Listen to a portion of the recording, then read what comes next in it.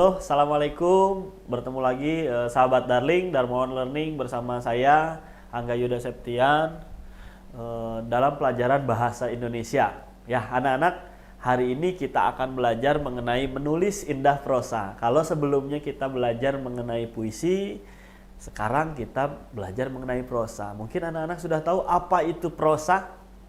Ya. Oke, kita mulai ya. Tujuan pembelajaran kali ini adalah pelajar terampil dan terbiasa menulis indah puisi atau prosa. Kemarin pertemuan sebelumnya sudah puisi ya. Sekarang itu prosa. Kita nanti akan diajarkan, kita akan belajar bagaimana menulis indah prosa berdasarkan pengetahuan, pengalaman, pengamatan atau gagasan sendiri. Yang paling mudah biasanya berdasarkan pengalaman ya anak-anak.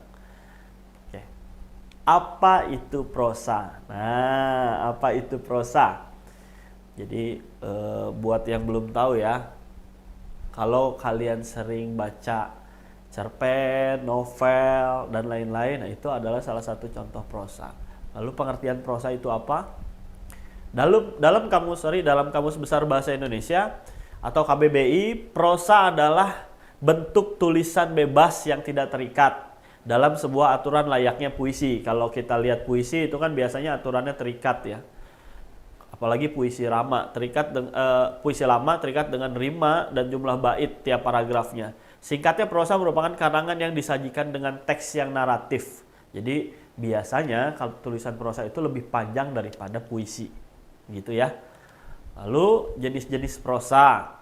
Nah, berdasarkan jenis prosa itu terbagi lagi, ada berdasarkan bentuknya dan berdasarkan isinya. Kalau berdasarkan bentuknya ada prosa lama dan prosa baru.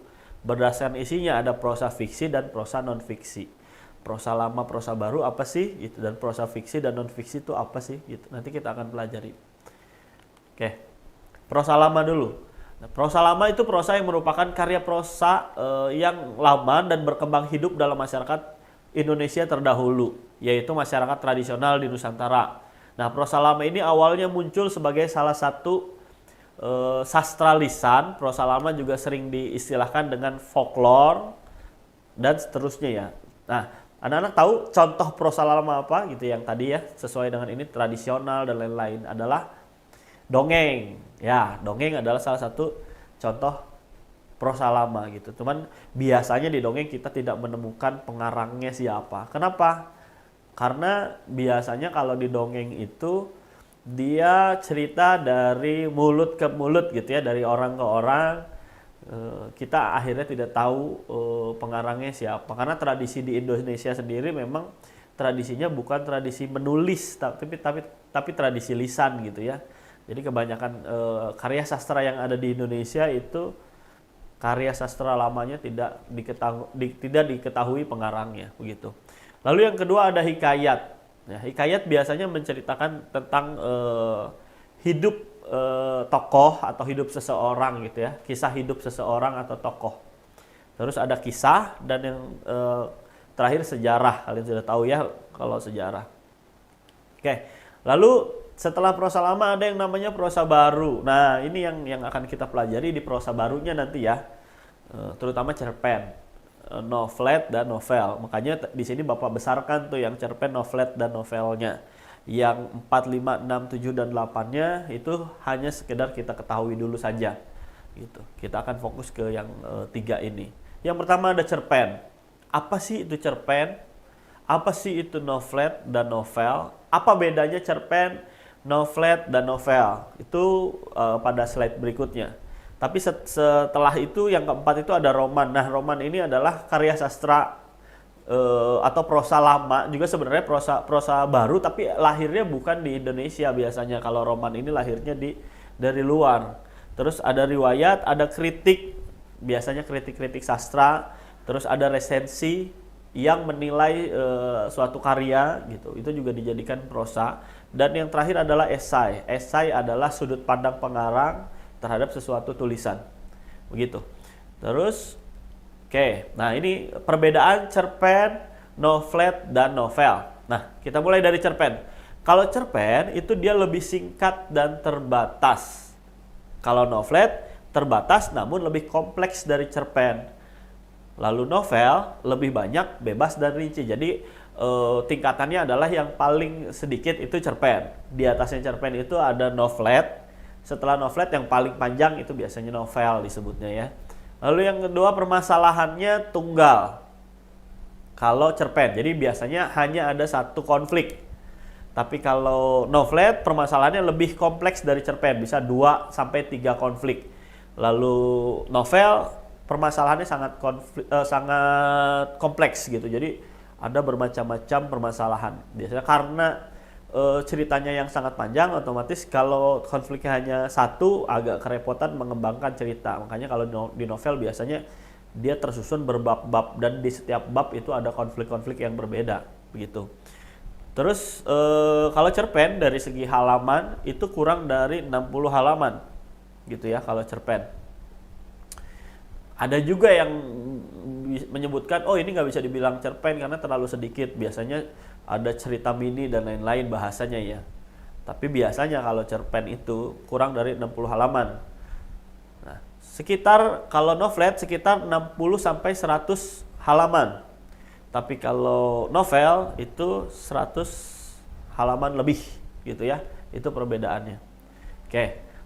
Kita langsung ke pengertian cerpen. Pengertian cerpen yaitu sesuai dengan namanya, cerpen adalah cerita yang menurut wujud fisiknya berbentuk pendek. Kenapa Bapak jelaskan pengertiannya? Tadi dari ketiga tadi kita saring lagi. Tadi kan ada banyak ya, ada 9, disaring menjadi 3, biar tahu dulu perbedaannya. Dari 3 itu Bapak putuskan untuk kita dari prosa mempelajari cerpennya dulu saja. Gitu. Karena yang cerpen yang paling mudah kita buat setelah pembelajaran ini. Ya, sesuai dengan namanya, cerita pendek adalah cerita yang menurut wujud fisiknya berbentuk pendek. Oke. Ukuran panjang pendeknya suatu cerita memang relatif. Namun pada umumnya cerita pendek merupakan cerita yang habis dibaca sekitar 10 menit atau setengah jam lah. Jadi satu kali kamu membaca sudah langsung selesai kalau cerpen. Kalau novel kadang kita kan suka berhari-hari ya. Butuh waktu berhari-hari untuk menyelesaikan novel tersebut atau membaca novel tersebut. Kalau cerpen biasanya satu kali baca sudah selesai. Nah, terus jumlah katanya sekitar 500 sampai 5.000 kata. Nah, oleh karena itu cerita pendek sering diungkapkan dengan cerita yang dapat dibaca dalam sekali duduk gitu ya. Kalian lagi istirahat, lagi ada waktu luang, kalian baca cerpen, selesai, udah gitu. Kalau cerpen biasanya seperti itu. Nah, ini ada notes-nya. Yang pertama, notes pertama adalah tokohnya terbatas. 1 sampai 2 tokoh biasanya di cerpen. Tidak banyak tokoh. Karena konfliknya juga hanya 1. Tunggal biasanya. Terus notes yang kedua adalah alur dan latar lebih singkat dan terbatas. Jadi latarnya pun terbatas. Kalian sudah tahu ya latar ada berapa. Gitu. Nanti pun akan dijelaskan lagi ya. Oke. Lalu kenapa sih kita mesti mempelajari tentang cerpen gitu ya? Fungsinya apa sih cerpen buat kita? Nah, seorang yang membaca cerpen tujuannya utamanya adalah untuk mendapatkan hiburan atau bisa disebut juga fungsi rekreatif ya. Ya, dengan membaca satu cerpen, seseorang akan mendapatkan kesenangan sebagaimana ia menonton cerita lainnya yang ditayangkan di televisi, bioskop, dan media tayang lainnya. Nah, dalam perannya akan muncul rasa senang, haru, dan seterusnya. Jadi ketika kita membaca cerpen sebenarnya tujuan utamanya adalah fungsi rekreatif tadi. Yang tadinya kita bersedih gitu, kita mendapat hiburan baru gitu. Walaupun, tapi kan Pak, cerita yang di cerpen juga malah nambah sedih Pak, bikin kita nambah sedih. Itu tetap fungsi rekreatif setidaknya gitu ya. Oke, ada notes-nya. Salah satu fungsinya rekreatif. Oke, yang kedua, wahana ya, ini Bapak salah ketik, wahana edukatif. Wahana edukatif itu adalah wahana yang mendidik. Wahana yang bisa dijadikan pelajaran.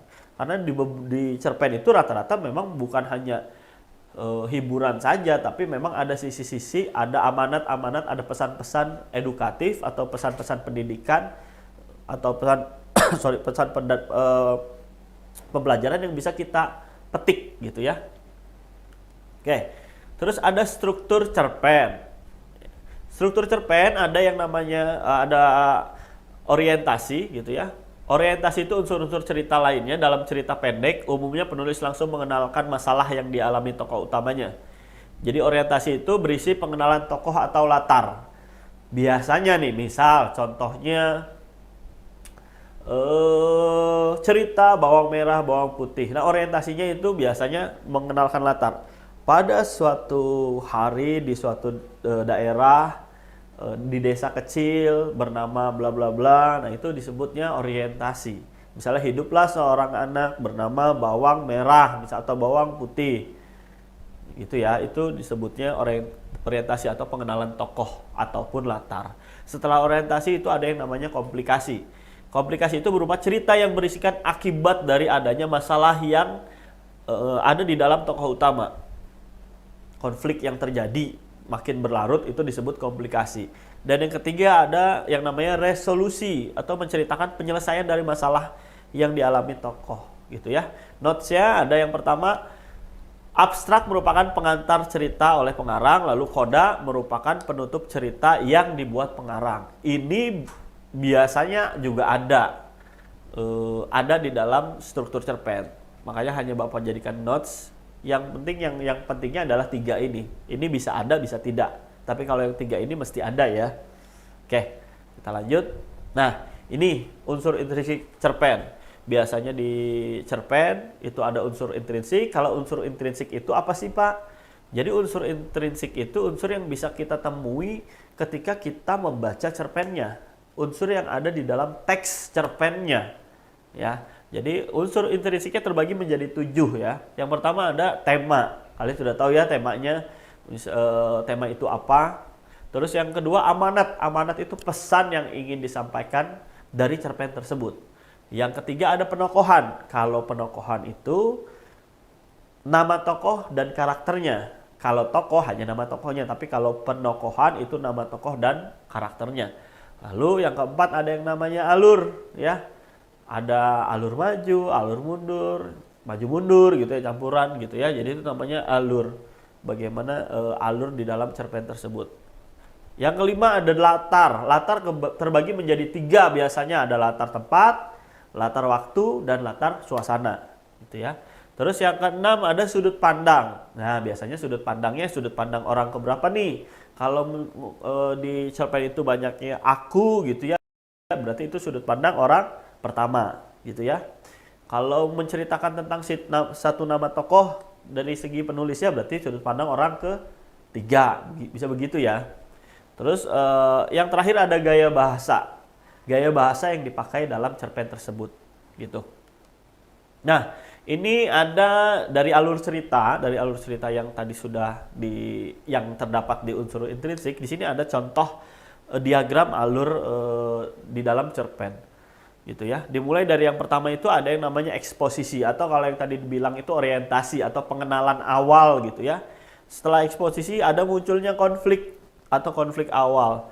Nah, setelah konflik awal ada peningkatan masalah. Nah, peningkatan masalah ini adalah komplikasi ya. Komplikasi ketika permasalahan itu sudah berlarut-larut atau semakin bercabang itu maka terjadi yang namanya komplikasi. Nah, yang keempat ada yang namanya klimaks. Kalian sudah tahu ya bahwa klimaks itu adalah puncak permasalahan gitu ya. Dari sekian banyak masalah yang tadi dibangun, puncaknya adalah klimaks tadi gitu ya. Nah, setelah ada klimaks ada yang disebut anti klimaks atau penurunan laku ya. Udah klimaks, penurunan laku karena ini turun ya, diagramnya turun. Dan terakhir ada yang namanya resolusi, penyelesaian. Begitu ya. Ini diagram alur maju yang biasanya ketika kita menganalisis cerpen pasti bentuknya seperti ini alurnya rata-rata. Oke, kita lanjut. Nah, ini tugas sebenarnya buat kalian sahabat darling. Ada 6 ya, ada 6 gambar gitu. Bapak suruh dari 6 gambar ini kamu pilih salah satu gambar. Ya, kamu pilih salah satu gambar dan kamu komentari gambar tersebut kira-kira gambar ini bisa dijadikan satu inspirasi ketika kamu membuat cerita atau tidak gitu ya. Gitu. Misalnya gambar sahabat.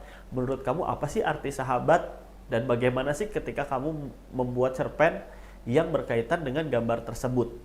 Ya, gambar yang kedua itu tentang keluarga, yang ketiga tentang pendidikan, keempat tentang pedesaan, terus yang kelima tentang gadget, dan 6 tentang makanan gitu. Kalau yang suka makan misalnya mau bikin cerita tentang makanan bisa gitu ya. Jadi mungkin 6 gambar ini bisa jadi alternatif kalian untuk menemukan inspirasi ketika kalian nanti membuat suatu karangan prosa atau yang lebih spesifiknya adalah cerpen gitu ya. Oke, yang terakhir ada quotes bukan dari Bapak ya, tapi dari Arthur Wellesley disebutnya ya. Nama quotesnya itu kalimatnya adalah orang bijak belajar ketika mereka bisa ya, sedangkan orang bodoh belajar karena mereka terpaksa. Pilihannya apakah kalian mau menjadi orang bijak atau orang bodoh itu tergantung pada diri kalian sendiri. Oke, mungkin sekian saja yang bisa Bapak paparkan dalam materi menulis prosa. Mungkin pertemuan selanjutnya kita akan lebih spesifik lagi membahas mengenai cerpen dan bagaimana teknik menulis cerpen pada pertemuan berikutnya. Itu saja, terima kasih sudah memperhatikan. Assalamualaikum warahmatullahi wabarakatuh. Bye-bye.